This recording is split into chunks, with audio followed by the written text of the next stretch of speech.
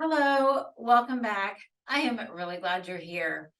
For this episode, I want to talk about something that I feel is one of the biggest obstacles for my students when it comes to making friends, which is really the goal for everybody. That's why kids come into my program.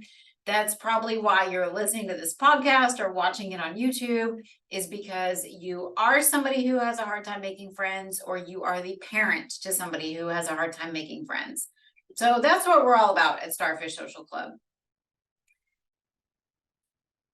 A lot of my students are really friendly, do have a lot of the skills that I teach in terms of conversations and getting along with other kids, but there almost always seems to be kind of a chasm when it comes to how do we turn this friendliness and this getting along with other kids into friendships. There's kind of this big chasm there that develops. And some of our kids know how to have conversations with other kids. They get along with other kids, but still we're missing whatever that transition is that gets us over to the side of actually forming friendships and relationships. So this is part of the curriculum. This part comes up in what we do in March and April and May, where we specifically focus on this. But I've actually had 3 one-on-one students recently where we've talked specifically about this. And they're different ages. One of the kids is in middle school, one's in high school, one's in college.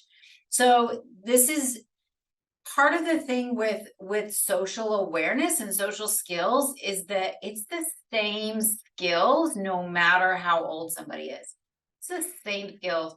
So all the students that I work with, we're learning the same things regardless of how old they are. I even had a former student who's in middle school, and his grandfather is autistic. And so they would talk about the lessons together. It's the same stuff. So I want to share some of the strategies that I've given my students when it comes to crossing that barrier into actually making friends.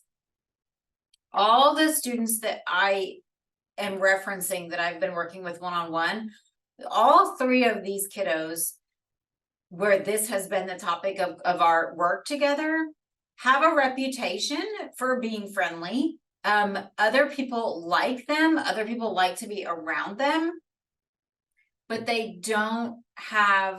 not hanging out with anybody in their free time. They're not exchanging phone numbers with people. They're not making those connections, even though people enjoy them and enjoy being around them. And I think that happens to a lot of us. Neurotypical, neurodivergent, I don't know that it really matters. I think a lot of us kind of fall into this pit of that gap between getting along with people and actually transitioning those into friendships. And so my goal for this episode this week is to share some things that we can do to make that transition more natural and easier. One of the big things is the way that I define a friendship is, to me, a friendship is when 2 or more people choose to spend time together. That's really all it is to me, but it's choosing to spend time together outside of where we know this person from.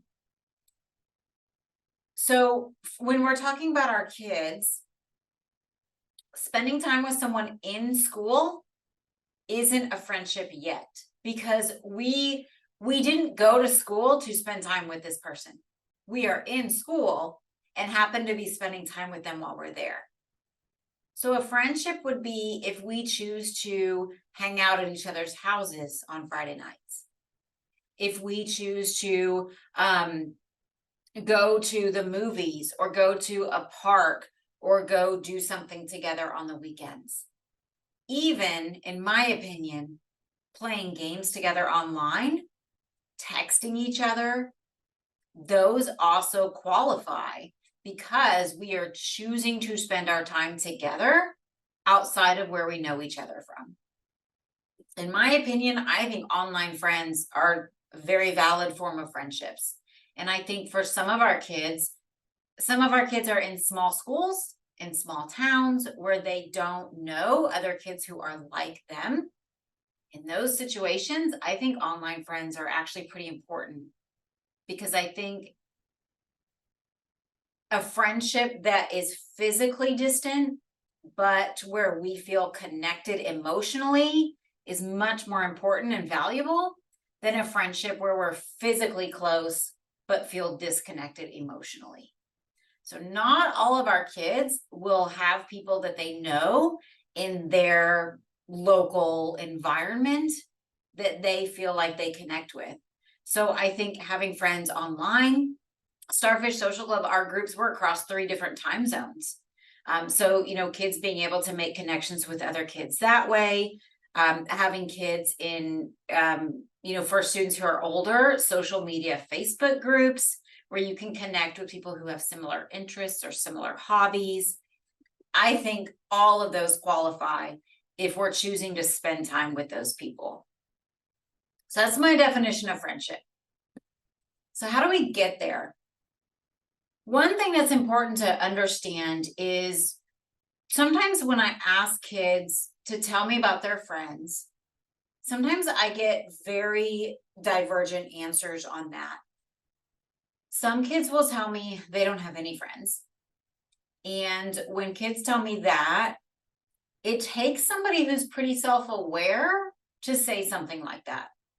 So when a kiddo tells me they don't have friends, I believe them. Because that's a pretty self-aware statement to recognize that you don't have friends. So that's usually the case. Sometimes a parent will say, oh, well, we spend time with so-and-so. That may be a cousin. It may be the child of a friend of the parents. Sometimes those people are authentic friends, but usually they're contrived. If the only reason we're spending time with this person is because we're related to them or because our parents know each other, that's a contrived relationship. If we would not be spending time together, if it were totally up to us, it's not an actual friendship, which is part of the challenge with adults arranging play dates, hangouts, whatever you want to call it for our kids, is that when we are choosing the other kid, it's a contrived situation. We don't actually even know whether these two kids would choose each other naturally, whether they want to hang out together, whether they have anything in common, whether their personalities are a good match. I'm actually not a fan of parents trying to organize hangouts or play dates for their kids. The only time I do support that is if you already know that your child and this child get along and have spent time together. Maybe they're in the same class at school, or maybe they're in swimming club together, or at Starfish together, or there's something else, some other time that they have spent together, and that they like each other and they get along. If you don't have that information, I would really caution you against trying to, it reminds me of a blind date, right? It's like basically if you're trying to arrange play dates for your kids, you're like setting them up on a blind date. And you have no idea, whether they get along or like each other, or whether this is even going to be a productive time together. So if you want to arrange play dates, meetups, hangouts for your kiddo, have them pick the kid and then see how you can connect with that kiddo's parents. Have them identify who they want to spend time with. Because if we as the adults are doing it, it's probably not going to be very successful. Even at Starfish Social Club, when we have kids in person, sometimes when somebody's new, I will identify someone that I think they'll get along with, and I'll kind of try to have them be around each other But I'm often very surprised at who chooses to hang out with who, I don't know how you say that. I'm often surprised at who some of the kids gravitate toward. Um, I mean, never and always in a good way, right? I mean, all the kids at Starfish are super amazing, but they gravitate towards kids that I would not necessarily have pegged for them. I remember one student came into the program and was pretty clear, because I meet with all the kids before they start. So she was pretty clear that she wanted to be in a group with other girls, that she, it was important to her to be around other girls. And she came into the group on her first day and just pretty quickly formed this bond with one of the boys. And the two of them for 8 weeks were a team. They were a pair. They got along really well. They were a really good pair together. And so she would talk to anybody. I mean, she, the other kids liked her and got along with her, but she ended up spending almost all of her time either with this boy or the two of them in a larger group context. So she came in insistent that she wanted to be around other girls, and then never was that actually a priority for her in the group, because she met someone else that she just really jived with. And I've seen kids who are, 7 and 15 have that same connection, where maybe they have something in common. And so they just really get along. I've seen some of our really mature younger kids bond with some of our older kids because they're just really mature for their age. And vice versa. I've seen some of our less mature older kids bond with some of our younger kids because they're operating on a similar level. I've seen students bond over going to the same school that they probably would not have connected otherwise, but now they have this thing in common. So my point is, if you're going to play matchmaker with your kiddo, don't do it blind date style. Have them tell you who they would like to spend time with, and then see how you can get in touch with that kid's parents. One of the things I hear a lot from families at Starfish Social Club is that they have a really hard time with other parents out in the world following through with making plans for their kids. And so they'll say, everybody says they want their kids to make friends, and everybody's saying how hard it is, but I can't get other parents to actually follow through and make plans with me and my kid. So I just want to put that out there. I hear that a lot. And so I just want to say that it does require effort on the part of us as adults. It does require us following up on who our kids want to hang out with, reaching out to their parents, being receptive, being responsive. It does require intentional effort on the part of us as adults. Up until the point where our kiddos are maybe have their own phones and parent input isn't as important. But for most of our students, they're not driving independently, even if they're 16, 17. So it does require our support, usually until our kids are adults, because they're not always able to go places and do things independently if they're not driving, if they're still living with us. Sometimes if they're a little bit younger and they don't have a phone, it will require, more effort on our part. So that's my side note about that. No blind dates. Yes to play dates, yes to hangouts, all that kind of stuff, as long as it's somebody that your kiddo has already shared that they would like to hang out with. Okay, so I did talk about kids who recognize that they don't have friends. Another group of kids that I come across is when I ask them to tell me about their friends, they start listing like 12 kids. And I realize it's everybody in their class, or it's everybody in their chess club, or it's all the kids that live in their neighborhood. These kiddos actually have less social awareness than the kids who recognize they don't have any friends. because they think everybody they know is their friend. But that's not what a friend is. Okay, so for this group of kiddos, one of the really valuable concepts is the concept of acquaintances. Acquaintances are people that we know. Usually we know their name, but not always. A neighbor is a great example. We know who our neighbors are if we see them. We don't always know their name. I remember a couple of years ago, I saw my neighbor at Walmart, and we recognized each other and we said hello, but we don't know each other's names. I just know that they live near me. Acquaintances, so neighbors, other kids in your class at school, kids in clubs or groups that you're in, your parents' friends, former teachers, people who work in your school, friends of your siblings, people who work in places that you go to often, like, I don't know, the coffee shop, the ice cream shop, the pet store, just people that you see routinely. All of these are examples of acquaintances. Most of the people in our life that we know are acquaintances. They're not friends because we're not making plans to spend time with them. They're acquaintances.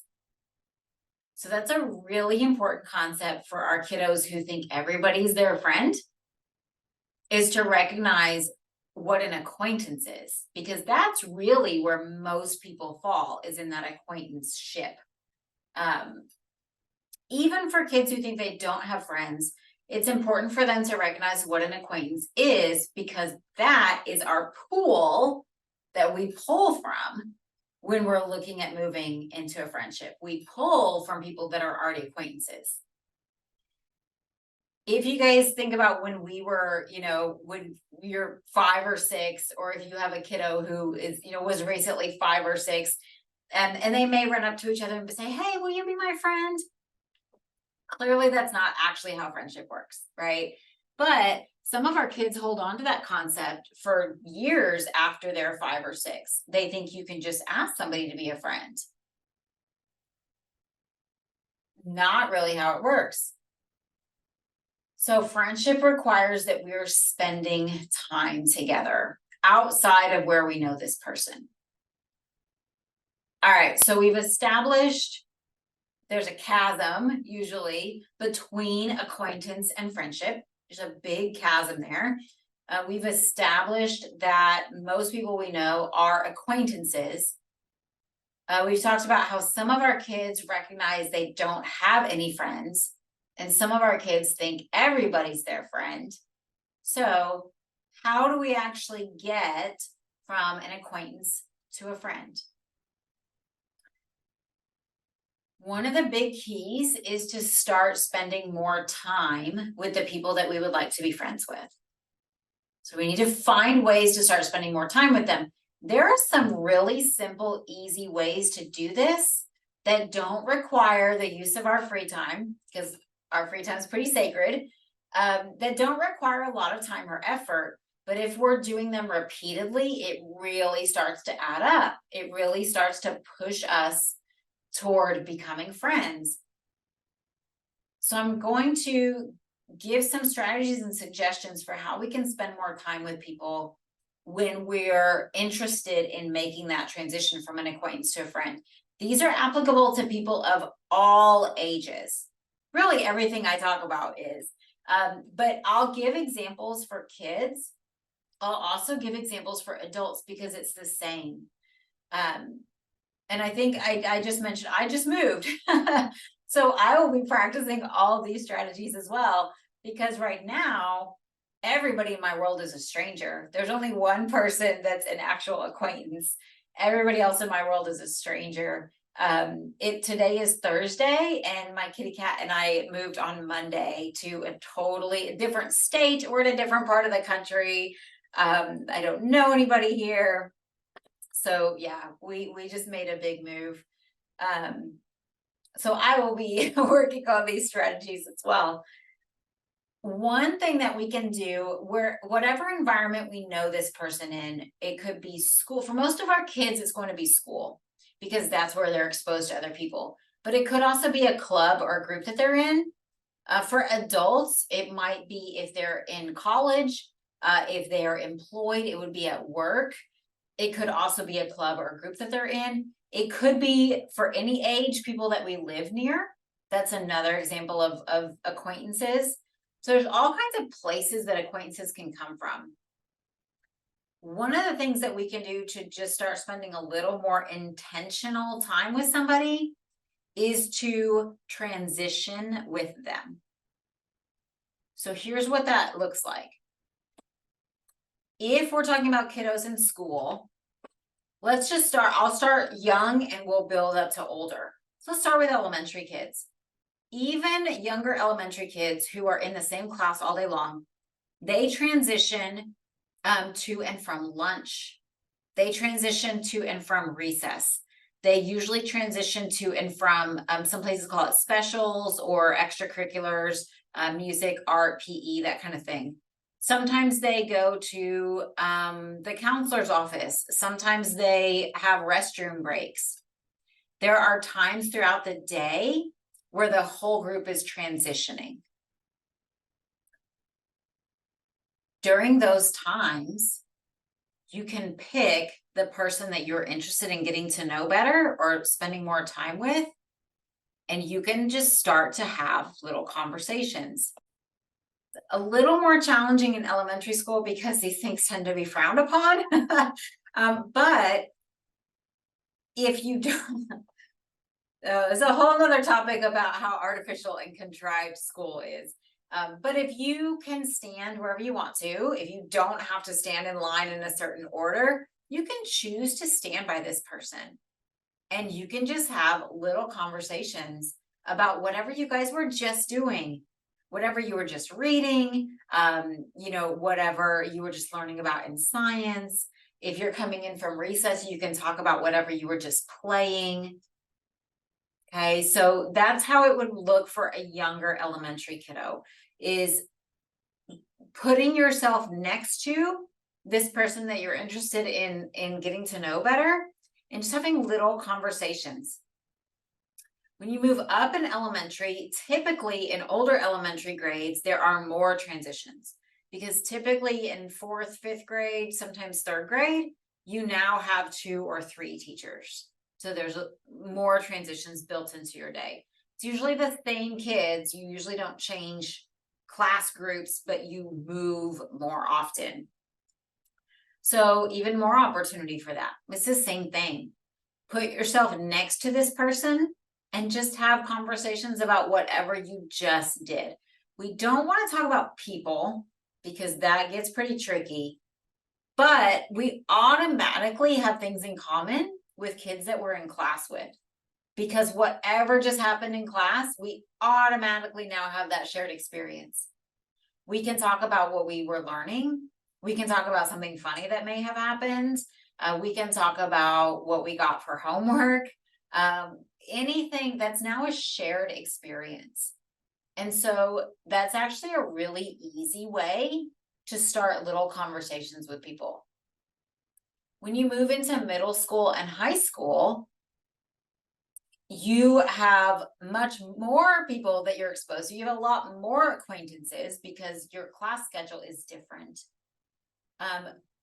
But you still have the commonality of having certain classes with people. And you have a lot more freedom during transitions. You don't have to walk in a line. It's not everybody going to the same place, at the same time. So during a transition in middle school and high school, if there is somebody in your class that you are interested in getting to know better, you can make a point to walk out of class with them. So you make a point to physically be near them as you're walking out of class, and then say something about the class that you were just in. Again, something about the assignment, something about the homework, something about, something funny that happened, whatever. Just a comment about the situation you were just in together. If you're in college or you're an older adult, it's the same thing. walking out of your college class, walk next to somebody and just start a little conversation. If you're at work, maybe you're leaving for lunch at the same time. Maybe you're leaving at the end of the day together, right? Maybe you guys see each other in the break room. You automatically have something in common because you're in this class together or because you work at the same place. You automatically have natural conversation starters. So take advantage of that. You can also, if this seems awkward or uncomfortable, you can kind of step back and just watch other people doing it. What are other kids talking about when they're leaving class? What are other coworkers talking about when they are sitting next to someone that they work with? So you can also just take a step back and observe. See how other people are doing this. One of the things that I notice is that transitions tend to be really challenging for kiddos who have challenged social skills. I remember when I was a behavior specialist, I got called in for this kiddo. It was in middle school, and he would always ask to leave class like 5 minutes early, and he would go to the behavior class and wait until the transition period was over, and then he would go to his next class. And so I went to observe him, and what I noticed was that as soon as the class started wrapping up, most of the kids started having social conversations. They would just turn around and they would start chatting with whomever was around them about whatever. And he felt totally awkward and out of place in that context. And so he would ask to leave. And so I worked with him on just paying attention to what kids are talking about. They're talking about their weekend. They're talking about video games. They're talking about the class. It's totally random. But it's also way easier than we think that it is. And so I worked with him on just learning what other kids were talking about. And then the first step is just joining a conversation. Not starting is the hardest part. Joining is easier than starting. So just joining one of these social conversations. And then maybe when the bell rings and the kids get up to leave, walk with them. You may not be going the same direction, but you're all at least walking out the door together, right? It's a little step. So paying attention to how other people are navigating this, and then seeing how you can join in. So this could only be 3 minutes a day, but if you're doing this every day with the same person, in a week, that's 15 minutes. 15 minutes a week. In a month, that's an hour that you've now spent engaging with this person. The other thing that this does is we can tell very quickly whether this person wants to engage with us or not. Sometimes the answer is no, and that is okay. We all get to choose who we want to hang out with. But it's important to know before we think about becoming friends with somebody, whether they feel the same way about us. It's important for us to be able to start figuring that out. Lunch is a really good situation for students who are typically in elementary school. Kids have to sit with their class, and sometimes they have assigned seats. So elementary school can be a little bit more difficult. Elementary school, I would say it's recess. Recess is the prime opportunity. Middle school, high school, college, workplace, lunch. You can walk with somebody to lunch if you're in school and lunch is, on your campus. If you're at work and you have a certain cafeteria, at your workplace where people go, or a lounge or anything like that, walking together to lunch if you guys are going at the same time. That can also transition into asking somebody to have lunch with you, which is a great step. I was telling one of the students that I'm working with that when I was in college, I had a class with somebody and we just started chatting after class and walking out of class together every day. And then it eventually got to where we started going to a local fast food place right down the road from our college for lunch on the days that we had class together. I think might have only been 1 day a week, 1 or 2 days a week. We started going and hanging out there. I ended up marrying this person. So everything starts the same way. Everything that's not online, because online can be much different, but everything that's in the real world, natural, organic, starts the same way. It starts with us being in physical proximity to somebody, and then starting with just these little conversations, walking out of class together, maybe walking to the next class together. And then it turns into like lunch, recess, the bigger blocks of time that are more social. And then it turns into the next step, which is one person asking to make plans with the other person. Okay, so basic step, physical proximity, and just small conversations with somebody. And you'll be able to tell whether they are also interested in becoming more than acquaintances with you. The next thing is for you to kind of make that, like, maybe every day you guys walk out of class together, right? Every day you guys are walking out of class together, or every time you have this class, you guys are sitting next to each other, or you're walking out together. At work, maybe you guys start leaving at the same time every day together, walking out to the parking lot together. Maybe taking your breaks at the same time together. Okay, now we're moving into more of a friendship because you guys are choosing to spend your time together. So at some point, we need to move this outside of the environment that we know this person from. Outside of school, outside of work, outside of the club that we're in together. We need to move this into our personal time. And that means that one person needs to ask the other person to make plans. That's really all that it is. The easiest way to do this is to think about what these two people have in common, aside from where you know them from. So we can either try to make plans based on what we both like, or we can pick somewhere random that would just be a fun thing to go do or go hang out at. So when I taught the dating course at Starfish Social Club last spring, this was one of our lessons in that course was, what do you guys have in common? What would be a fun thing to go do for a date together, right? What would you guys both enjoy doing together? So for example, we had, one student in the group who was a golf player, but if someone who was, wanting to spend time with her didn't enjoy golf, let's not recommend golf, right? It needs to be something that both people will enjoy and will want to do. The same with, if you're really into movies, but the other person isn't, let's not suggest movies. We want it to be something that both people will enjoy and will want to do.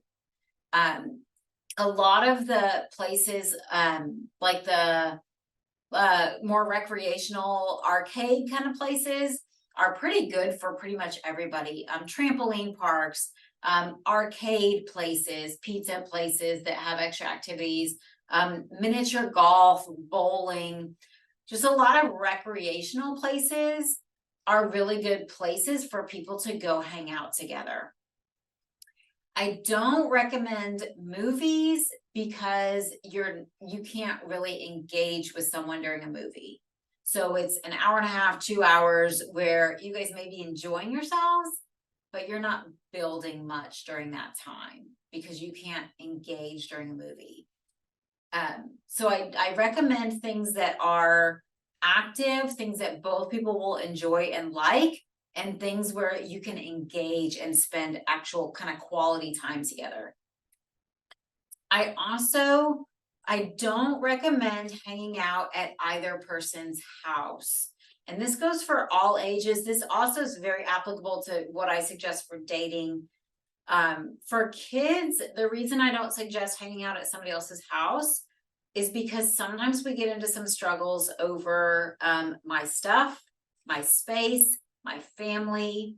sometimes there's just kind of an imbalance when we're at one person's house. And so I find that it's easier to just be in a neutral location.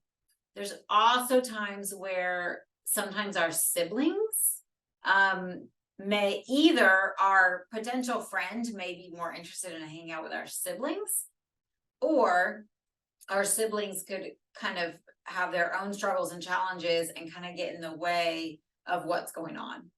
So we want to eliminate as much potential for crap as possible. So I always recommend neutral locations. Somewhere that, you know, both people are traveling to get there. It doesn't belong to one or the other, and it's not specific to either person. It's just a neutral location with a neutral activity.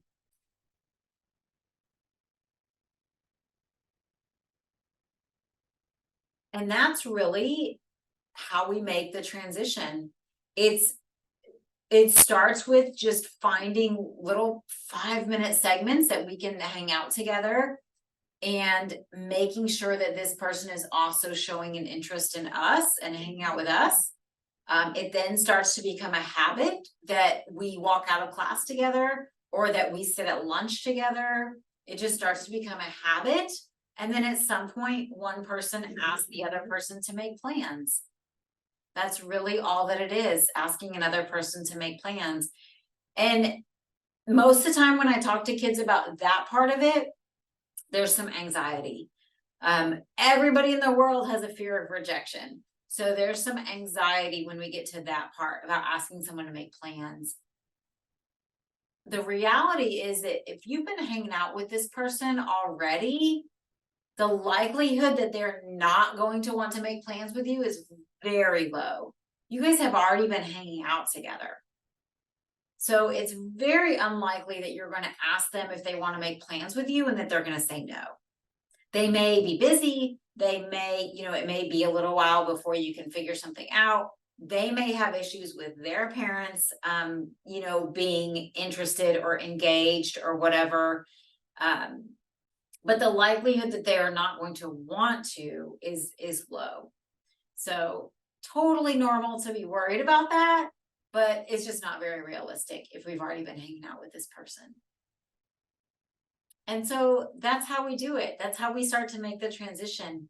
The last part is starting to make plans with this person. And then obviously the more we start to make plans outside of where we know this person from, the more we're moving towards a friendship. And like I said, it's the same system for dating. Like now we're dating this person if we're making plans outside of where we know them from. Or if we're looking for friends, now we're becoming friends with this person if we're starting to spend time with them outside of where we know them from. And so that's my process. That's what I teach my students. Just like everything else, it's easier said than done. But if you take it kind of in phases, you can kind of see and feel your way through it. It's not the 5-year-old strategy of running up to somebody and saying, "Hey, will you be my friend?" Right? It's taking it in stages, taking it in phases. But yeah, that's pretty much how we make the transition from acquaintances to friends. So that's for people who feel like they don't have friends, that's how we make it happen. For people who feel like everyone's their friend, that's how I help them recognize that everyone's their acquaintance because they're not actually spending time with anybody outside of where they know them. So that's how we make that work. I'm trying to think, I feel like there was one more thing I wanted to say about that. Let me see if I can think about it before I just delay too long and take too much time. Yeah, I think that's about it. Okay, so thank you for joining me again on this episode. I will see you next time.